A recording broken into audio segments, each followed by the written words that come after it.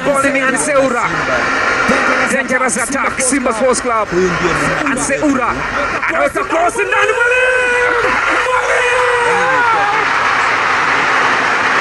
ni Selemani Mwalimu, lakini Kasim Panga anasema sio goli.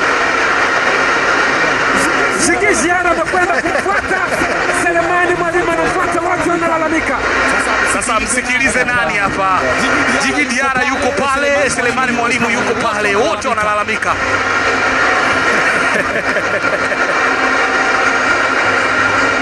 Selemani Mpanga amenyanyua shuka lake.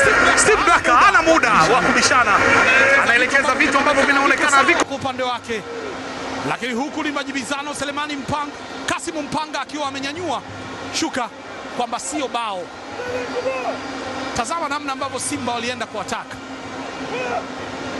alienda kurejesha mpira ambao ulikuwa umekufa, lakini tazama, alikuwa offside akaingia onside, Kaluka kaukosa, akaucheza ukaenda kwenye net, lakini mwamuzi msaidizi akaenda kusema kwamba tayari alikuwa amejenga kibanda. Amenyanyua shuka lake hapa, benchi la Simba limenyanyuka na kwenda kumuuliza nini kimetokea. Selemani Mwalimu ametoka katika bench